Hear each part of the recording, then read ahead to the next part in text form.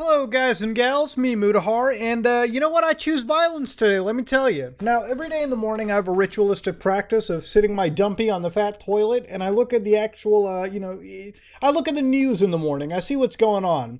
And every morning I'm treated to a fear-mongering session of, did you guys know that Google warned billions of Chrome users that their browser has been hacked in high-twit attack? Update will be released in days to fix issues. Google announced Chrome was successfully hacked.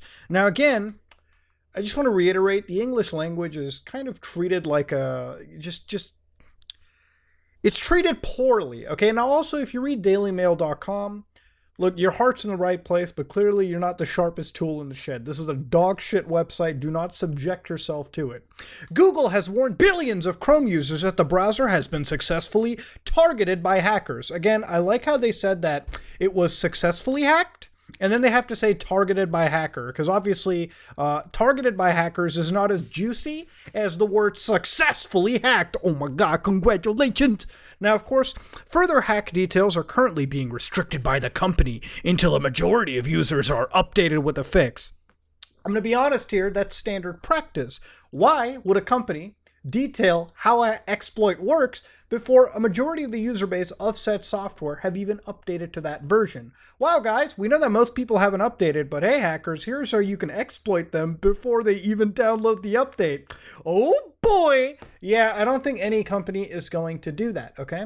People who are involved in these mailing lists are vetted and secured, okay? Meaning that they are white hat hackers, white hat security researchers that are there to help make the world a safer place for everybody computing. You understand how it works? You get it? You figured it out? That's how it is.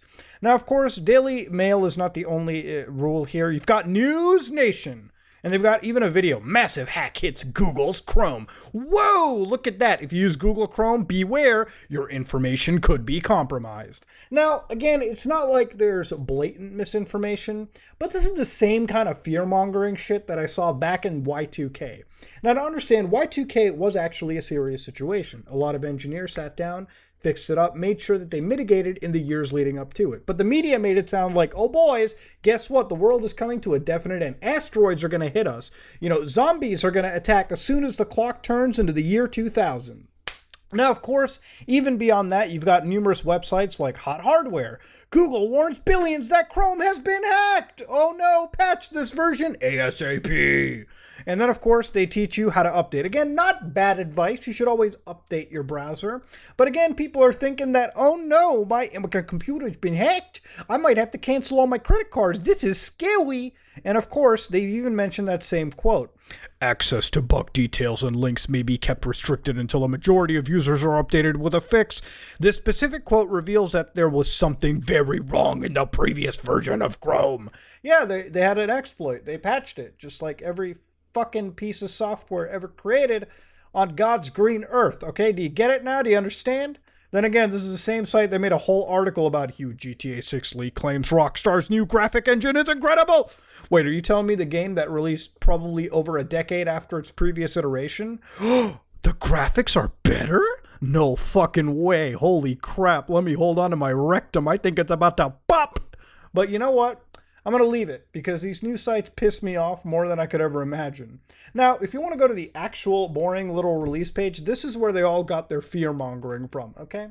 So on this Google page, stable channel update for desktop. These are patch notes, okay? These are patch notes to any update on any web browser. The Chrome team is delighted to announce the promotion of Chrome 101 to the stable channel for Windows, Mac, and Linux, and will be rolling out over the next coming days or weeks. So here they actually list the security fixes and rewards. Now, this doesn't necessarily mean hackers are using all of these exploits. These have just been found by security researchers. Have you ever looked at these price tags? These are bounties. This is money that's being claimed by these individuals. Google does this, Apple does it, Microsoft does it, really any tech company will do this. They'll give you a little bit of money so that exterior security researchers who honestly tap away at this stuff have a reason, a monetary incentive to provide these fixes to the actual company, okay? So again, if you actually open up some of these, you'll notice that the permissions are denied, meaning that this is really intended for people that are in a security mailing list, people who are actually looking at these things, and they're not just randoms who are going to click onto this, figure out the exploits, and abuse them before these updates have been rolled out. Now, of course, if you have any form of browser, okay, the reason why these articles always use Google Chrome is for the clickbait. Of course, if you look at the user share of desktop browsers, Google Chrome is actually at the top, so 72.96% by net market share. Of course, the second largest browser is Microsoft Edge. Then you've got Safari, Firefox, Opera, and then others. Now, to understand, Google Chrome is based off of the open source browser, the open source project, Chromium. Now, believe it or not, Microsoft Edge browser is actually also based on Chromium from the open source branch. Guess what? So is Opera, based on Chromium.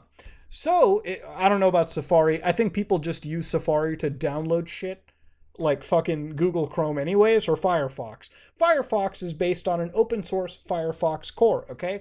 So obviously, a lot of the internet runs on Google Chromium, okay? Chromium in general. Now, you could download Chromium browsers. You may be using them yourself. You might be using Google Chrome. You might be using Yandex. You might be using Microsoft Edge. You might be using something known as Brave, okay? These are all Chromium-based browsers. They all share the same open source code base. So if you have Microsoft Edge now on Windows 11 and you use it to download Google Chrome, congratulations, you just used Chrome to download Chrome. Okay, that's kind of how things work.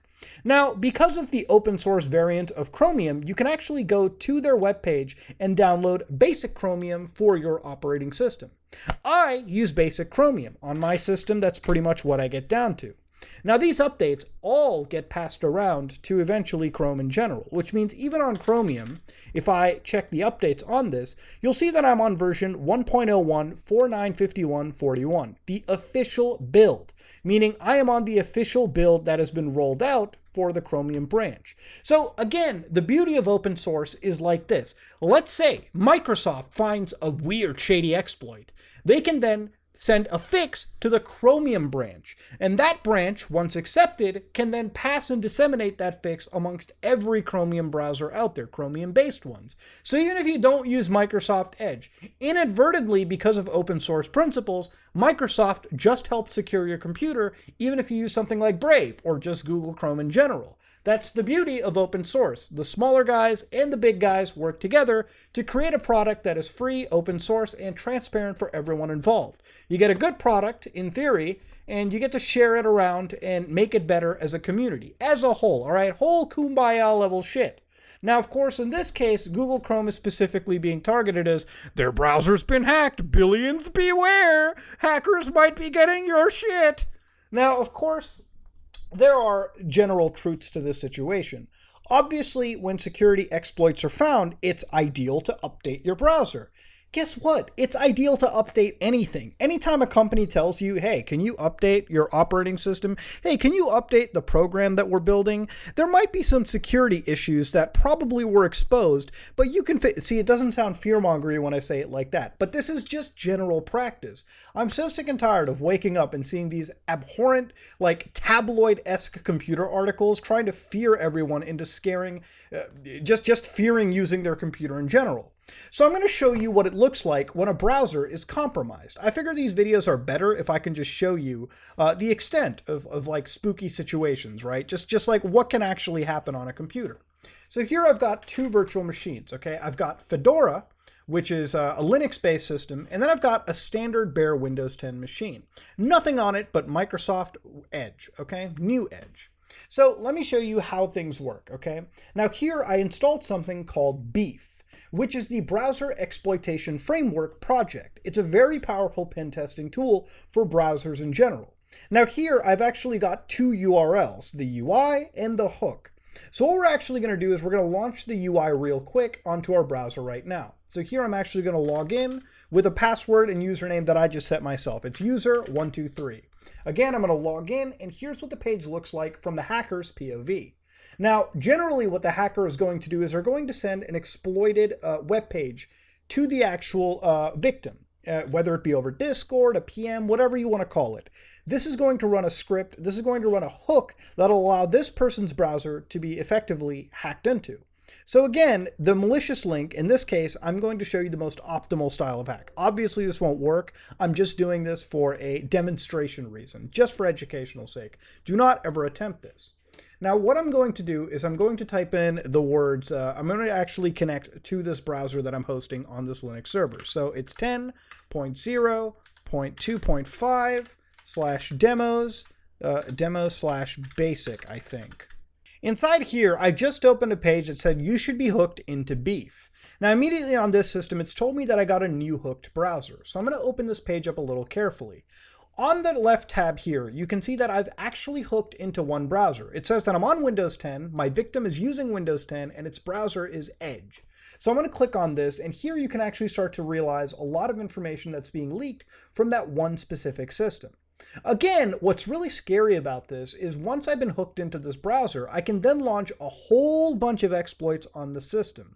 One really easy one that I can show you, just for argument's sake here, is do I want to know if the person that's just been exploited by me by going to this simple link, do they even have an antivirus? By clicking on this one page, I can execute this script and it'll return me a command that says, nope, they don't got an antivirus. Feel free, King, go do some wild shit. Now, of course, this is just one example. I can look at a network map and see how this computer, how I've hooked the browser from my actual Beef exploit, the browser, their system, and then that computer in general. Now, of course, even if I look into the system, Beef actually has multiple levels of exploits. So when you have ones in green, like I just did, it launches an exploit that this person cannot see. So I ran the exploit. They had no idea that I checked that they had an antivirus or not. The orange typically means that, yes, that will work, but that user can actually see what's going on.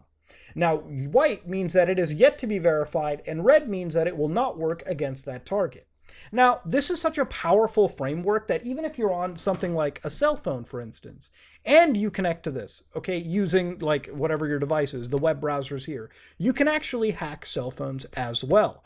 And your mileage may vary depending on how updated those web browsers on the cell phone are, what the operating system is, and what browser it may be even using. But this is a very powerful framework designed for browser exploitation. So again, what did you just see? I sent a link, again, to a random user, and in a real world scenario, this could have been an email, this could have been a Discord client, this could have been anything. But as soon as that exploit was run on this system, that JavaScript exploit, it actually allowed the hacker to witness what was going on in the system, and they could run a whole set of exploits all to their heart's content. So again, I just want to reiterate, why should you not be scared, okay? To understand, this shouldn't really affect you unless you start practicing really safe internet practices. So again, if you're going to connect to those random websites, you know, the hentai sites, you know what I'm talking about, hentai heaven, okay? Whatever the one with the fucking wild tentacles.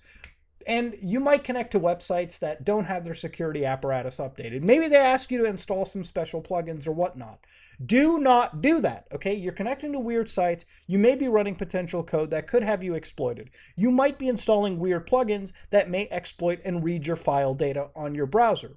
A lot of browsers do really good sandboxing, but ultimately, because of how popular certain browsers are, they become a vector for launching payloads of malware through. It could be a thing, and so generally you have to be really careful about websites you go to.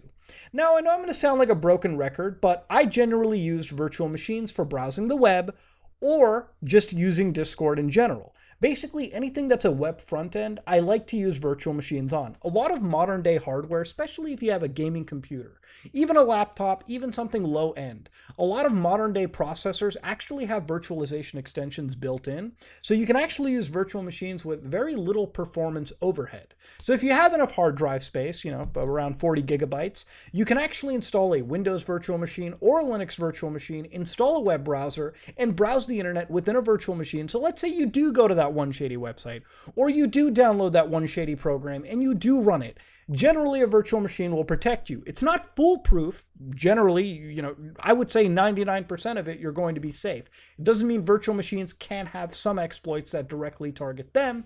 You should generally be safe, though, if you use them. Again, safety still matters regardless of what you're doing on the internet. But with a VM, browsing within it, you're actually able to contain whatever's happening on that browser within its own virtualized environment. But let's say you don't want to use a virtual machine. Well, there's programs like Sandboxy if you're on Windows that allow you to create a sandbox environment so you can install a web browser to that and browse it within a sandbox on your computer. A sandbox basically means that a browser can only see within the scope of its little sandbox. It doesn't see out into the greater scope of your computer. Meaning that if somebody exploits your browser, they're probably only going to be in the sandbox. And generally, these are a couple ways that you can target it. But now, to go back to the whole fear-mongering nonsense, a lot of these people don't actually explain what's really going on with these exploits, okay? Yes, exploits exist in tons of software. Web browsers, your video editors, your video games, anything under the sun that is software related could potentially contain an exploit at any moment in time. But to be fear-mongered is not a normal, healthy attitude to have. Remember, using your computer and maintaining security on it and safety on it is like a multiple-way street. What I just showed you was a little virus investigation into powerful browser exploitation. And so it really should show you that when it comes to you being sent links, whether through email, even if your friends send you something over Discord and they have no idea how to check if that link is healthy, don't click on it on your host system. You're only inviting trouble if something like that is to happen onto your system. Who knows what a hacker will do to your system? Who knows what kind of wild exploits are going to run? But generally, don't fall for the FUD over here. Don't fall for the crazy fear-mongering. Browse your internet in peace, use virtual machine technology, use sandboxing technology, and make sure you're going to use a browser that's relatively maintained. Look, I'm not going to give you a Mutahar-approved browser because, frankly, if you want to use like Edge, feel free, Chrome, feel free, Firefox, feel free, Opera, feel free. I don't care. As long as they're well maintained by a group of researchers and security professionals who are constantly updating the program, you're going to be generally fine. But it really does come down to your basic browsing preference. Again, be careful which sites you go to, and generally, as a good rule of thumb, virtualize your browsing environment, okay? I know it may sound extreme to some, but really it's one of those things where, listen, why not put the internet condom on before you connect to the weird sites on the internet? Just putting it out there. But yeah, these articles have been pissing me off, and frankly, I wanted to make a video just kind of roasting them for a little bit. So let me know what you thought about it in the comment section below. Let me know if you learned something. This is me, Mutahar, and if you like what you saw, please like, comment, and subscribe. Just like if you dislike it, I am out.